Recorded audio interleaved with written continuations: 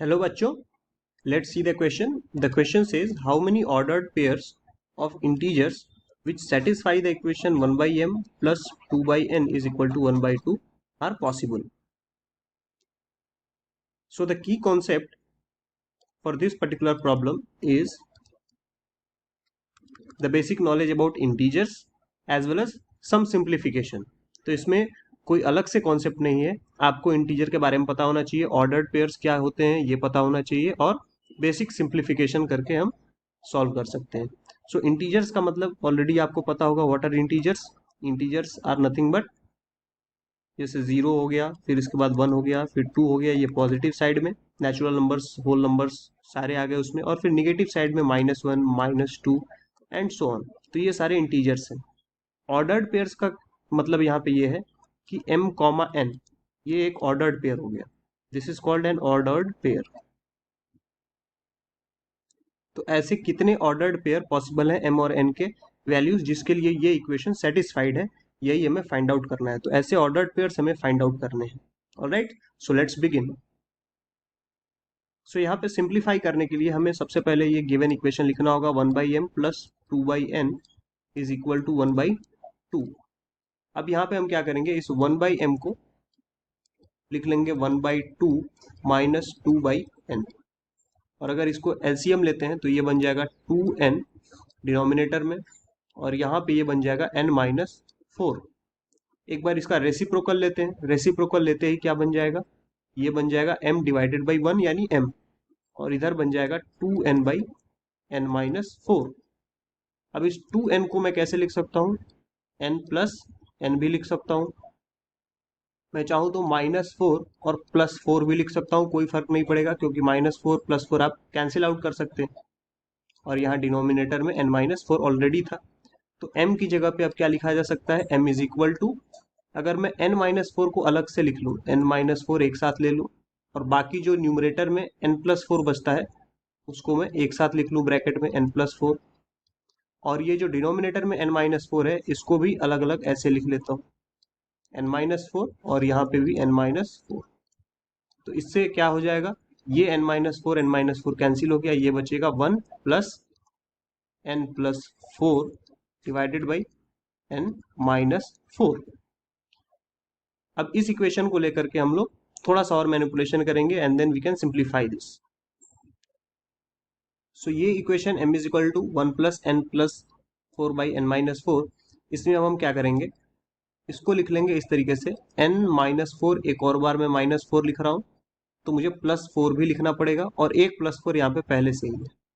ठीक है, तो ये जो n प्लस 4 था वो अभी भी n प्लस 4 ही है. आप चाहे तो ये माइनस 4 और ये प्लस 4 अगर कैंसिल कर दें तो फिर से वही चीज मिलेगा n प्लस 4. तो मैंने सिर्फ क्या किया है, माइनस 4 और प्लस 4 एक्स्ट्रा ऐड किया.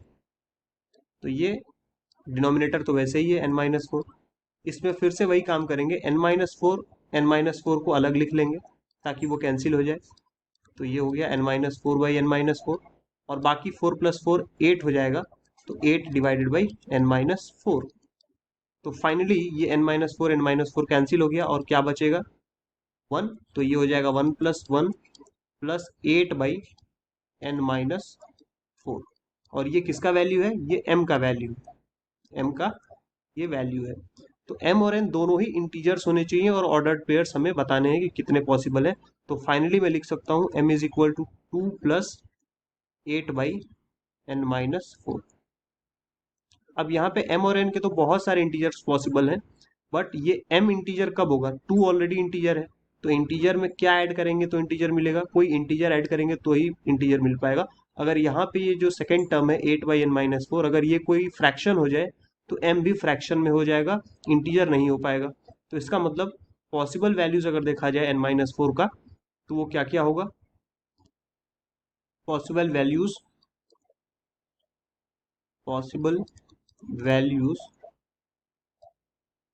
Of n minus 4 for m to be integer, क्योंकि m को भी इंटीजर होना है. तो इस वजह से n माइनस 4 की क्या क्या वैल्यूज हम लोग ले सकते हैं, 8 के जितने भी फैक्टर्स हैं वो हम लोग ले सकते हैं, 8 के फैक्टर्स को ले सकते हैं. अदरवाइज अगर 8 का वो फैक्टर नहीं है तो वो फिर किस में कन्वर्ट हो जाएगा, वो हो जाएगा कन्वर्ट इन फ्रैक्शन,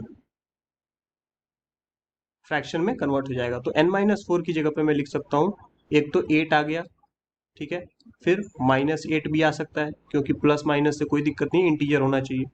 फिर 8 का और क्या फैक्टर होता है, 4 होता है, फिर -4 भी लिख सकते हैं। फिर 8 का और क्या फैक्टर होता है, 2 होता है, तो 2 और -2 भी हो सकते हैं, 1 हो सकता है और -1 हो सकता है। तो ये ऐसे करके मैंने यहाँ पे 8 वैल्यूज लिख दिए।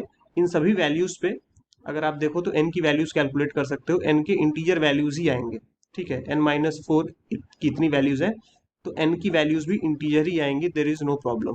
बट एक इसमें से ऐसा वैल्यू है जिसपे m का वैल्यू इंटीजर तो आएगा, but there will be some problem. Problem क्यों होगा, बिकॉज जो ओरिजिनल इक्वेशन था वो हमारा कैसा था, original equation was 1/m plus 2/n is equal to 1/2। तो अगर आप यहाँ पे ध्यान से देखो तो n-4 की इतनी सारी पॉसिबल वैल्यूज है, बिकॉज हमने कैलकुलेट जो किया था वो था m is equal to 2 plus 8/n-4। तो ये 8 पॉसिबल वैल्यूज तो आए, यहाँ से n की वैल्यूज तो निकल आएंगी, बट एक ऐसा वैल्यू है जहाँ पे m का वैल्यू जीरो हो जाएगा, और m का वैल्यू जीरो अलाउड नहीं है।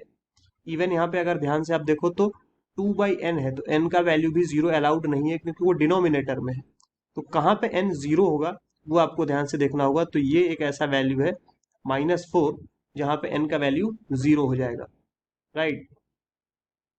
n का वैल्यू जीरो अलाउड नहीं है। तो बाकी के जो बचे हुए वैल्यूज हैं हमारे पास, लाइक 8 -8 4 2 -2 1 -1, इन सभी पे m और n क्या आएंगे, इंटीजर्स आएंगे। ये आपको एक बार मैं फिर से शो कर देता हूँ, that n-4 is equal to -4 है अगर, तो ये -4 कैंसिल हो जाएगा, n का वैल्यू क्या आएगा, जीरो, जो कि पॉसिबल नहीं होगा, क्योंकि ये गिवन इक्वेशन में 2/0 हो जाएगा, जो कि अनडिफाइंड है, ठीक है। ऐसे ही अगर आप n-4 की जगह -4 इस इक्वेशन में भी पुट करते हो, तो यहाँ से m का वैल्यू क्या आ जाएगा, m इज इक्वल टू 2 प्लस 8/-4, और ये आ जाएगा 2 -2 इक्वल टू 0।